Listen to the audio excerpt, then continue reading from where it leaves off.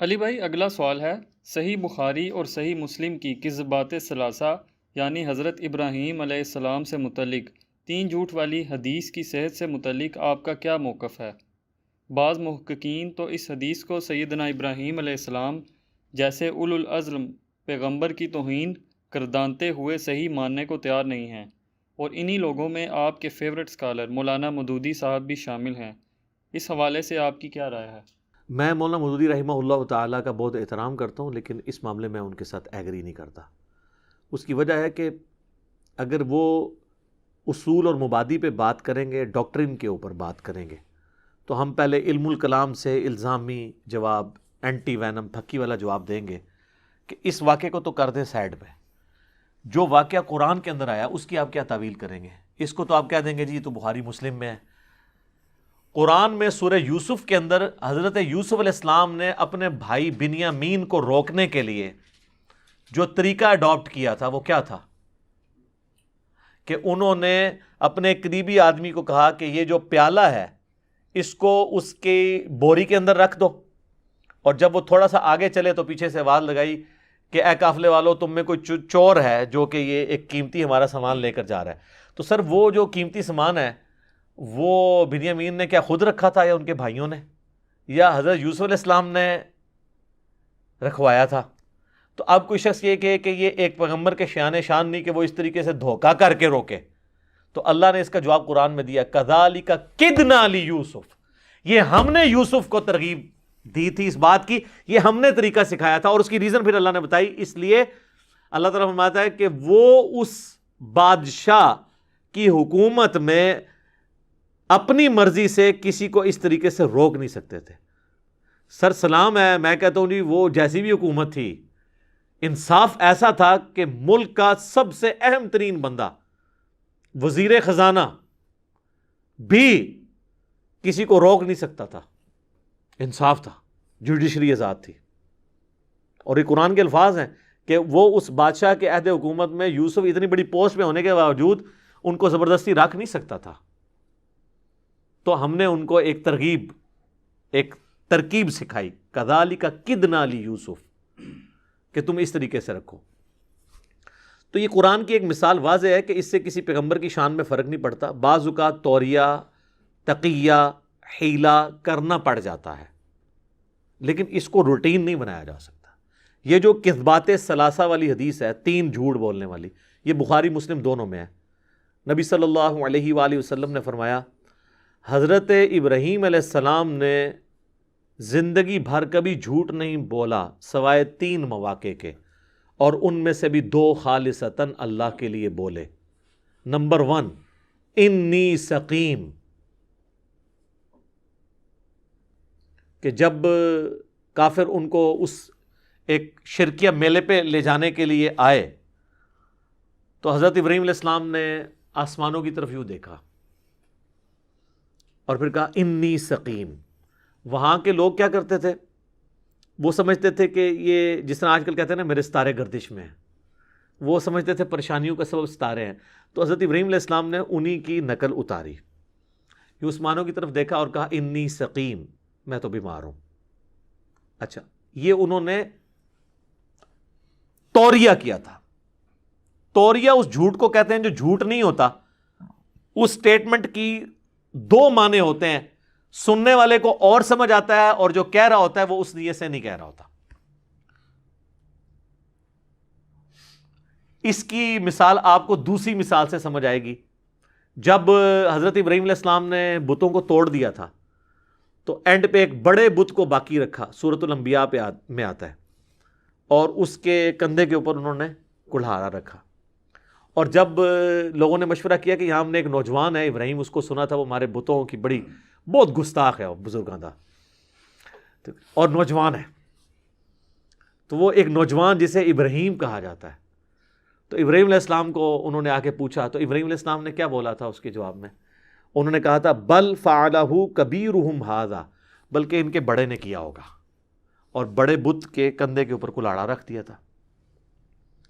ابراہیم علیہ السلام ان کو یہ سمجھ آیا کہ ابراہیم علیہ السلام یہ کہہ رہے ہیں کہ اس بڑے بت نے ان چھوٹے بتوں کو توڑا ہے، تو اس سے تو ان کو پھکی مل رہی تھی، وہ خود ہی مان گئے کہ اے ابراہیم تمہیں تو پتہ ہے یہ کچھ نہیں کر سکتے. پھر اللہ نے ان کو پھر جو ابراہیم علیہ السلام کی زبان پہ جو جملے جاری کروائے ہیں کہ تف ہے تمہارے اوپر، تمہارے ابا اجداد کے اوپر، جب تمہیں پتہ ہے کہ یہ کچھ نہیں کر سکتے تو ان کے آگے آ کے منتیں مانتے ہو اور ان کو اپنا مشکل کشا حاجت روا مانتے ہو. تو یہ اللہ تعالیٰ نے ابراہیم علیہ السلام کو ایک طریقہ سکھایا. اب ابراہیم علیہ السلام نے کہا کہ ان کے بڑے نے کیا ہوگا، تو وہ کیا سمجھے کہ یہ کہہ رہا ہے کہ بڑے بت نے کیا ہوگا، اور ابراہیم علیہ السلام یہ کہہ رہے تھے ان کے بڑے نے، یعنی جو طاقت میں ان سے بڑا یعنی میں. لیکن وہ یہ کہنا تو نہیں چاہتے تھے نا، وہ کہہ دیتے تو وہ سیدھا فرد جرم عائد کر دیتے. خیر بعد میں بھی انہوں نے کی، پھر اللہ تعالیٰ نے ان کو بچا بھی لیا آگ میں سے. سلام علی ابراہیم، آمین. تو اس کو کہتے ہیں توریہ، یعنی ایک بات ایسی بولنا کہ سننے والے کو اور مطلب سمجھ آئے اور کہنے والے کو اور. یہ بعض اوقات تقیۃً فتنے سے بچنے کے لیے کرنا جائز ہے. تو بخاری مسلم کی اس حدیث میں آتا ہے کہ 2 موقع پر تو ابراہیم علیہ السلام نے اللہ کے لیے وہ توریہ کیا. اس کو توریہ لفظ بولیں گے. عربی میں تو کذب جو ہے وہ لفظ جو ہے وہ اردو میں اگر اس طریقے سے ٹرانسلیٹ کریں گے تو وہ گستاخی کی طرف جائے گا. بہرحال یہ توریتاً تھا. اس کا ثبوت یہ جو میں کوئی کہہ سکتا ہے کہ یہ آپ خود حضرت ابراہیم کی طرف سے صفائیاں پیش کر رہے ہیں تو سر اسی حدیث میں موجود ہے. وہ تیسرا توریہ جو ہے نا ان کا، اس میں حضرت ابراہیم علیہ السلام نے بتا دیا کہ میں توریہ کر رہا ہوں. یہ 2 توریہ حضور نے بتائے، انی سقیم اور بل فعلہ کبیرہم ھذا. تیسرا نبی علیہ السلام نے فرمایا کہ جب ایک ظالم بادشاہ نے ان کی بیوی کے ساتھ دست درازی کی کوشش کی، پہلے حضرت ابراہیم کو بلوایا اپنے دربار میں، کیونکہ حضرت ابراہیم علیہ السلام کی بیوی حضرت سارہ خوبصورت تھیں اور اس بادشاہ کو پتہ چلا تو وہ ان پہ قبضہ کرنا چاہتا تھا، اور اگر اس کو پتہ چل جاتا یہ ان کے خاوند ہیں تو ان کو قتل کروا دیتا. یہ جو نگاہیں مار کے پھڑکانا ہوتا ہے نا دشمنوں کو، یہ بزرگ بابے کر سکتے ہیں. انبیاء کرام بقدر ایفرٹ چلتے ہیں سر، دنیا میں حالات و واقعات کو دیکھ کے. بہت شاذ و نادر ہوتا ہے کہ کوئی آسمانی مدد کا انتظار کرتے ہیں.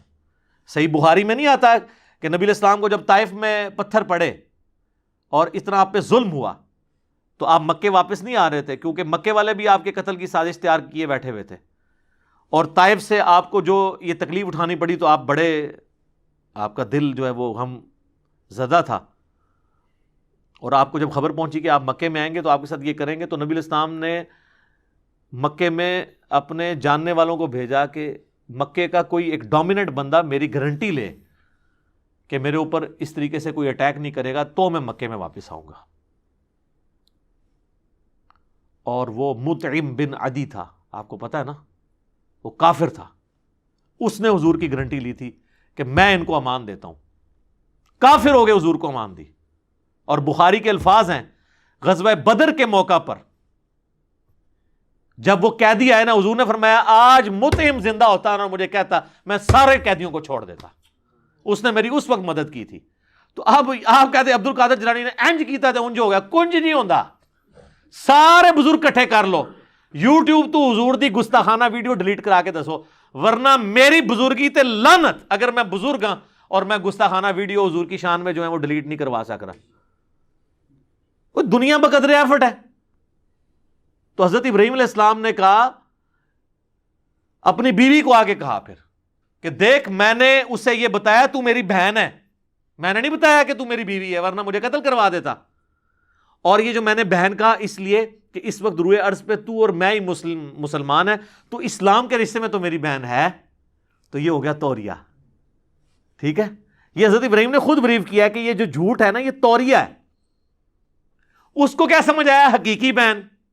اور ادھر حضرت سارہ کو حضرت ابراہیم نے خود آ کے کہا کہ میں نے اس کو بتایا تم میری بہن ہو، اور یہ میں نے اس لیے بتایا کہ اسلام کے رشتے میں تو تم میری بہن ہو. وہ اسلام کے رشتے میں تو بہن ہے تھی نا، لیکن حقیقتاً تو بیوی تھی نا. آج کوئی اپنی بیوی کو کہنا ہی میری بہن ہے تو پتہ چل جائے گا اسے. تو وہ حضرت ابراہیم نے پورا سمجھایا کہ بھی اگر تم سے بھی پوچھے نا تو تم نے یہ کہنا یہ میرا بھائی ہے، اسلامی بھائی، اسلامی بہن. خیر وہ گئی تو اس نے حضرت سارہ کی طرف ہاتھ بڑھانا شروع کیا. یہاں پہ حضرت ابراہیم علیہ السلام نے نماز نیت کر لی کہ میری بیوی کے ساتھ کوئی برا عمل نہ کرے. ہاتھ ایک دفعہ آگے کیا تو اس کا ہاتھ ہی شل ہو گیا، اس کے اوپر جو ہے وہ فالج کا اٹیک ہو گیا. اس نے چیخیں مارنی شروع کر دی، پاؤں مارنا شروع کر دیا زور زور سے زمین پہ، زبان بھی گونگ ہو گئی. اور حضرت سارہ سے کہا کہ اللہ کے حضور میرے لیے دعا کرو، تو انہوں نے دعا کی تو وہ ٹل گیا۔ دوسری بار پھر اس نے یہ حرکت کی، پھر اس پہ یہی ہوا، تیسری دفعہ بھی ہوا، پھر انہوں نے کہا جی بھائی جی لے جاؤ انہوں نے، ٹھیک ہے۔ اور پھر اس نے کہا حضرت سارہ کو اس نے اپنی لونڈی پڑی جو اس کی قریبی لونڈی تھی وہ گفٹ کر دی کہ یہ آپ کی خدمت کرے گی، اور وہ تھی ہاجر۔ تو حضرت ابو ہریرہ نے یہ پوری حدیث بیان کر کے کہا کہ اے عرب کے رہنے والوں، اے بارش پہ گزارا کرنے والے لوگوں، تمہاری ماں وہ ہے ہاجر جس سے پھر اسماعیل پیدا ہوا، اور بنو اسماعیل یہ عرب ان کی اولاد تھے نا، بنو اسرائیل اور بنو اسماعیل۔ بنو اسرائیل کون؟ حضرت اسحاق کی اولاد، یعنی حضرت یعقوب علیہ السلام جو ان کے بیٹے تھے، اور یہاں پہ حضرت اسماعیل علیہ السلام کی اولاد۔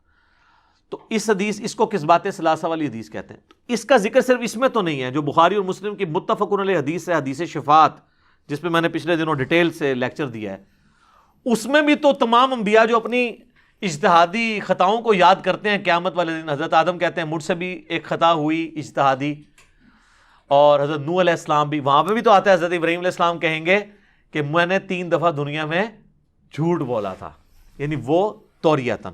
لیکن انبیاء کی شان اتنی بلند ہوتی ہے کہ وہ توریتاً بولنے کو بھی کہتے ہیں کہیں پکڑ نہ ہو جائے۔ آپ کوئی کہ جی آپ خام خواہ نبی کی آپ وکالت کر رہے ہیں، ایسا نہیں ہے۔ مجھے بتائیں حضرت آدم کی غلطی معاف ہو چکی ہے کہ نہیں؟ تو پھر قیامت والے دن وہ کیوں کہیں گے کہ مجھے آج اپنی فکر ہے؟ قرآن میں یعنی ہم تو کھڑے ہو گئے گے حضرت ہم آپ کی اولاد ہیں، دیکھیں ہم آپ کو قرآن سے حوالہ دیتے ہیں، آپ کی غلطی تو بہت پہلے کی معاف ہو چکی ہے، کوئی ٹینشن نہ لو۔ کیوں لیں گے؟ للہ الواحد القہار، وہ قیامت کے دن کی سختی بہت ہے۔ تو پیغمبروں کا مرتبہ ایسا ہوتا ہے کہ وہ کچھ چیزیں جو وہ سمجھتے ہیں کہ ہم یہ بھی نہ کرتے تو وہ زیادہ بہتر ہوتا، تو اس کے اوپر بھی وہ اپنے اندر گلٹ فیل کرتے ہیں۔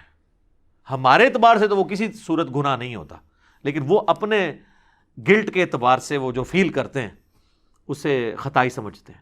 تو قصبات ثلاثہ والی حدیث بالکل درست ہے۔ اگر اس کا انکار کریں گے پھر تو بخاری مسلم اور دنیا کی ہر کتاب میں پائی جانے والی حدیث شفاعت کو بھی آپ کو فراڈ کہنا پڑے گا۔ تو مودودی صاحب اس حدیثوں کو تو مانتے ہیں، ان کا کیا کریں گے؟ ان ساری حدیثوں کے اندر موجود ہے کہ حضرت ابراہیم کہیں گے آج مجھے اپنی جان کی فکر ہے، کیونکہ میں نے 3 دفعہ جو ہے یہ الفاظ اس طریقے سے توریہ کیا تھا۔ یہ توریہ آپ کر سکتے ہیں۔ اس سے بھی اگلا سٹیپ، بخاری مسلم دونوں میں حدیث ہے، نبی علیہ السلام نے فرمایا 3 موقعوں پر آپ نے جھوٹ بولنے کی اجازت دی ہے۔ نمبر 1 صلح کروانے کے لیے، 2 بھائی لڑے ہوئے ہیں، دلوں میں میل آ گیا، تو آپ ایک بھائی کو پازیٹیو بات کر سکتے ہیں دوسرے کے حوالے سے کہ نہیں نہیں یار وہ ایسا نہیں ہے، وہ تو تجھے بڑا تیرے سے محبت کرتا ہے، بڑا خیال رکھتا ہے تیرا، تمہیں غلط فہمی ہو، اس کو یہ وقتی طور پہ تاکہ صلح ہو جائے۔ بعض اوقات ایسی گرہ ڈال جاتی ہے۔ اسی حدیث میں بخاری مسلم کی آتا ہے کہ دوسرا موقع ہے جنگ کے دوران، وہ تو الگ سے بھی حدیث ہے بخاری و مسلم کی کہ جنگ دھوکے کا نام ہے، جنگ میں آپ اپنا جان بچانے کے لیے جھوٹ بول سکتے ہیں۔ حتیٰ کہ سورۃ النحل میں آیا کہ اگر کسی شخص کی زندگی اور موت کی کشمکش آ جائے تو وہ حرام بھی کھا سکتا ہے جان بچانے کے لیے، اور کلمہ کفر بھی بول سکتا ہے، جبکہ دل میں ایمان رکھتا ہو تو اللہ اسے گرفت نہیں کرے گا۔ یہ سورۃ النحل میں آیت نمبر 106 آنورڈ آپ پڑھ کے دیکھ لیں۔ اور تیسرا موقع بخاری مسلم میں آتا ہے کہ میاں بیوی آپس میں ضرورتاً جھوٹ بول سکتے ہیں، لیکن یہ جھوٹ وہ والا جھوٹ نہیں ہوگا، صراحتاً جھوٹ نہیں، توریتاً، لیکن پوری زندگی توریت نہ چلتی رہے، کیونکہ یہ زیادہ دیر آپ کا توریہ قائم نہیں رہے گا، میں آپ کو بتاؤں پکڑا جائے گا، کیونکہ جب آپ کریں گے نا تو کچھ عرصے بعد یہ توریے ویسے ہی پکڑے جاتے ہیں، کیونکہ کوئی نہ کوئی ایسا راز لیک ہو جاتا ہے کہ وہ سب کچھ دھڑم سے گر جاتا ہے۔ یہ کبھی کبھار کے لیے کہ کوئی توریہ ایسا، بعض اوقات یعنی بیویوں کی عادتیں ایسی عجیب و غریب ہوتی ہیں، بعض اوقات خامدوں کی عادتیں ایسی عجیب و غریب ہوتی ہیں کہ ان کے کاؤنٹر پارٹ کو ان کے شر سے بچنے کے لیے اور گھر میں دنگا فساد سے بچنے کے لیے بعض اوقات جھوٹ بولنا پڑتا ہے۔ مثال کے طور پر اگر گھر میں کسی بچے نے کوئی پلیٹ توڑ دی ہے تو، اور یہ ایک دفعہ انسیڈنٹ ہوا ہے، اور بیوی نے آبزرو کیا ہے کہ وہ اس ایک چھوٹی بات کے اوپر اس کے خامند نے اولاد کو بری طرح مارا پیٹا ہے۔ اب اگلی دفعہ اگر پلیٹ ٹوٹے، چاہے بیٹے سے ہی ٹوٹی ہو یا بچی سے چھوٹی سے، تو یہ اس کی بیوقوفی ہے کہ وہ اپنے خامند کو بتائے کہ اس نے توڑی ہے۔ اس میں وہ کہہ سکتی ہے کہ یہ بلی کے گزرنے سے ٹوٹ گیا، اور بلی سے وہ یہ کہہ دے، مانو بلی تو پیار سے اپنی بچی کو بھی وہ کہہ لیتا ہے نا، اپنے ذہن میں وہ نیت کر لے. تو یہ میں آپ کو ٹرک نہیں سکھا رہا، صرف ایک آپ کو موٹی موٹی، یہ ایسے موقع پہ فتنے سے بچنے کے لیے سراہتاً بھی جھوٹ بولنا پڑ جائے نا تب بھی اجازت ہے. جیسے جنگ میں آپ، یہ توریہ تو ایک تقوی والی سائڈ ہے، فتویٰ یہ ہے کہ آپ کلیئر کٹ بھی جھوٹ بول سکتے ہیں فتنے سے بچنے کے لیے. یہ ذہن میں رکھیے گا. یہ فی نفسی کو بری چیز، غیبت ہے، حرام ہے. قرآن میں سورہ حجرات میں ہے کہ جس طرح کوئی شخص اپنے مردہ بھائی کا گوشت کھاتا ہے، لیکن بعض جگہ غیبت کرنا واجب ہے. ایک شخص نے اپنی بچی کا رشتہ کرنا ہے، آپ کے محلے میں وہ لڑکا رہتا ہے اور آپ کو پتہ ہے ماشاءاللہ کوئی اسلامی بہن نہیں وہ چھوڑتا کہ اسے گھر چھوڑ کے آئے، یعنی پورا دن بیٹھ کے وہ ادھر تاڑتا رہتا ہے عورتوں کو، اس طریقے سے اور نیگیٹو ایکٹیویٹیز میں انوالو ہے. تو اب وہ آپ سے امانت آپ کے پاس رکھوا رہا ہے، آپ خیانت نہیں کر سکتے. اب آپ کہیں جی میں غیبت نہیں کرتا، اور یہ وہ لوگ غیبت نہیں کر رہے ہوتے ہیں جو دنیا کا ہر الٹا کام کر رہے ہوتے ہیں. جب غیبت کرنی واجب تھی وہ اس وقت کی نہیں، تو پھر ایسے موقع پہ آپ کو اس کا عیب کھولنا یہ واجب ہے. امام مسلم مقدمے میں لے کے آئے نا کہ بعض لوگوں کو یہ ہیضہ ہو گیا کہ یہ جو جھوٹی حدیثیں گھڑنے والے راوی ہیں یہ تو مر چکے ہیں، اب ان کی برائی بیان کریں گے تو غیبت ہوگی. تو امام مسلم نے لکھا ہے، خدا نہ ہے، واجب ہے کرنا. انہوں نے پھر اسلاف کے اقوال نقل کیے ہیں کہ یہ علم حدیث میں جو اسماء اور رجال کا علم ہے یہ تو پورے کا پوری غیبت ہے نا. جھوٹے راویوں اور ضعیف راویوں کی کمزوریاں بیان کرنا، مرے ہوئے، زندہ بھی نہیں، مرے ہوئے بندے کی غیبت ہے، ٹھیک ہے نا.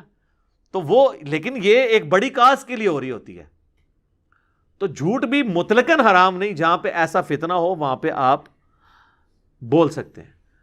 لیکن ہمارے اس معاشرے کے اندر میں دیکھ رہا ہوں سوشل میڈیا کے اوپر نا اپنے فرقوں کو اونچا کرنے کے لیے، اپنی پولیٹیکل پارٹیز کو اونچا کرنے کے لیے دوسروں کے اوپر جھوٹے الزامات لگانا اور اسے وہ حب الوطنی کا نام دینا یا ملک کے وسیع تر مفاد کا نام دینا یا یہ کہنا کہ یہ اسلام کی خدمت ہو رہی ہے، یہ بالکل غلط ہے.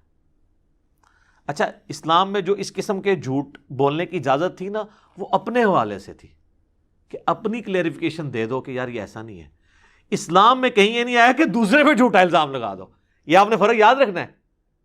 اسلام جس جھوٹ بولنے کی اجازت دیتا ہے نا ایسے لاز ریزارٹ، وہ اپنی کلیریفیکیشن کے لیے دیتا ہے کہ آپ کے اوپر کوئی الزام لگ گیا ہے اور آپ کی زندگی موت کی کشمکش بن گئی ہے تو آپ جھوٹ بول لیں. یہ نہیں ہے کہ آپ اپنی کارستانی دوسرے کے کھاتے میں ڈال لیں. تو یہاں پہ تو یہ ہو رہا ہوتا ہے، تو آپ سے پوچھا جاتا ہے جی آپ اپنے مال کی تلاشی دو، وہ کہتے ہیں نہیں وہ بھی تو چور ہے. دیکھا آپ نے یہ فرق. اس کا یہ ہونا چاہیے کہ وہ اپنی کوئی جسٹیفیکیشن دے، کوئی لولی لنگڑی کوئی اپنی کوئی منی سٹیٹمنٹ جمع کروا دے، کوئی ادھر سے ادھر سے کر کر کے اپنی جان چھڑائے، بجائے یہ کہنے کے جی وہ بھی چور تھا میں بھی چور. یہ تو بات غلط ہے. تو یہ یاد رکھیے گا جھوٹ کسی کے بارے میں نہیں بول سکتے. سوشل میڈیا کے اوپر ہزاروں ایسے پیجز ہیں جو پروپیگنڈے کے نام کے اوپر پازیٹیو پروپیگنڈا کر رہے ہیں، لوگوں کو بدنام کرتے ہیں، ان پہ جھوٹے الزامات لگاتے ہیں، آؤٹ آف کنٹیکسٹ ان کی ویڈیوز اپلوڈ کرتے ہیں اور آؤٹ آف کنٹیکسٹ ان کے بارے میں خبریں لگواتے ہیں تاکہ لوگوں کے دل میں ان کے لیے نفرت آئے. تو اس طرح کا جھوٹ آپ قطعاً نہیں بول سکتے، ٹھیک ہے. اور اس کو یہ کہنا اینڈ پہ جا کے جی محبت اور جنگ میں ہر چیز جائز ہے، یہ بھی بالکل فراڈ ہے. محبت اور جنگ میں ہر چیز جائز نہیں ہے، وہی کچھ جائز ہے جو جائز ہے. جنگ دھوکے کا نام ہے، اس کا مطلب یہ ہے کہ جنگ کے دوران زندگی موت کی کشمکش میں آپ جھوٹ بول سکتے ہیں. جنگ دھوکے کا نام کا یہ مطلب نہیں کہ آپ نے دشمن سے پیس ٹریٹی کی ہوئی ہے اور اوپر سے آپ پیس ٹریٹی کریں اور اندر سے گریلا وار شروع کر دیں، یہ حرام ہے. اس کے اوپر میرا الگ سے کلپ ریکارڈڈ ہے، محبت اور جنگ میں کیا سب کچھ جائز ہے. تو میں نے کتنی احادیث پیش کی ہیں کہ نبی علیہ السلام نے اس طرح کے جو ٹریٹیز ہیں ان کی پاسداری کی ہے، کبھی دھوکہ نہیں دیا. اور بعد میں بھی صحابہ کرام نے جب کوئی ایسی چیز دیکھی ہے تو وہ فوراً کہتے تھے کہ بھئی دشمن سے بھی جو معاہدہ ہے نا وہ آپ نے معاہدہ پورا کرنا ہے، معاہدے میں آپ دھوکہ نہیں کر سکتے. ہاں جب جنگ شروع ہو جائے، اس شروع ہونے کے دوران کوئی شخص جان بچانے کے لیے جھوٹ بولتا ہے وہ اور چیز ہے. ویسے نہیں آپ کر سکتے کہ اوپر سے دوستی کا ہاتھ اور پیچھے چھرا گھوم دیں، اس طرح نہیں ہو سکتا. تو یہ میں ساری باتیں ساتھ ساتھ اس لیے کلیئر کرتا ہوں تاکہ یہ کلیئر ہو جائے. اسی کو تقیہ بھی کہا گیا ہے کہ ڈر کی وجہ سے آپ کریں، جو سورہ آل عمران میں آتا ہے کہ اللہ تعالیٰ نے اجازت دی ہے کہ دشمنوں سے بچاؤ کے لیے آپ ان کے ساتھ دوستی رکھ سکتے ہو تقیۃً.